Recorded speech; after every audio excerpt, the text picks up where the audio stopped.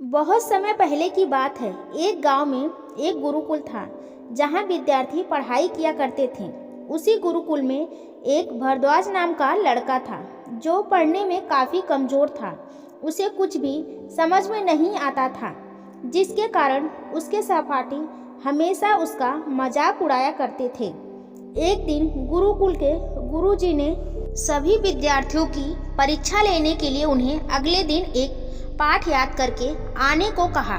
अगले दिन सभी विद्यार्थी वह पाठ याद करके आते हैं, गुरु को सुनाते हैं, परंतु जब भारद्वाज की बारी आती है तब वह एक शब्द भी अपने पाठ का गुरुजी को नहीं सुना पाता है, जिसके कारण गुरुजी उसे खूब डांट लगाते हैं और उसे अगले दिन तक की मोहलत देते हैं। अगले दिन भारद्वाज गुरुकुल पहुंचता है और गुरुजी फिर उसे वही पाठ सुनाने को कहते हैं, लेकिन आज फिर भारद्वाज अपना पाठ गुरुजी को नहीं सुना पाता है, जिसके कारण गुरुजी फिर उसे खूब जोरदार डांट लगाते हैं।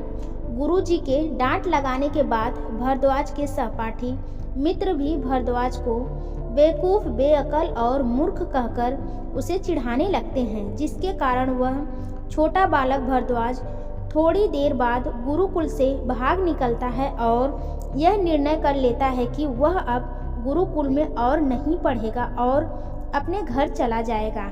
गुरुकुल से भागने के बाद उसे रास्ते में भूख लगती है और वह अपने पास मौजूद थोड़ी सी सत्तू को खाने लगता है। सत्तू खाने के बाद वह पानी पीने के लिए एक कुएं के पास जाता है और वहां कुएं पर रखी रस्सी में बंधी पानी की बाल्टी से कुएं के पानी को खींचकर अपनी प्यास बुझाता है।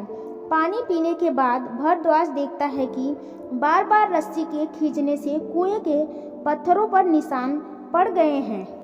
तब भारद्वाज को अपने गुरुकुल की याद आती है और वह सोचता है कि बार बार खींचने से अगर इस कोमल रस्सी से पत्थर पर निशान पड़ सकते हैं तो क्या मैं बार बार प्रयत्न करके अपने पाठ को याद नहीं कर सकता हूँ। इसके बाद भारद्वाज अपने घर जाने का विचार छोड़ देता है और पुनः अपने गुरुकुल लौट कर आता है। गुरुकुल पहुंचने के बाद भारद्वाज अत्यंत मन लगाकर बार बार प्रयत्न करके अपने पाठ को याद कर लेता है। अपने गुरुकुल की परीक्षा में सबसे अधिक अंकों से पास होता है। कहानी से सीख मित्रों, यह कहानी हमें बार बार प्रयत्न करने और जिंदगी में कभी भी हार ना मानने की प्रेरणा देती है। जिस प्रकार रस्सी से बार बार पहाड़ से कठोर पत्थर भी कट जाते हैं, ठीक उसी प्रकार अगर हम बार बार प्रयत्न करें किसी भी लक्ष्य को पा सकते हैं। मित्रों, आपको कहानी कैसी लगी हमें कमेंट करना ना भूलें। हमसे जुड़े रहने के लिए हमारे चैनल को सब्सक्राइब करें। मिलते हैं आपसे एक नई कहानी के साथ। धन्यवाद।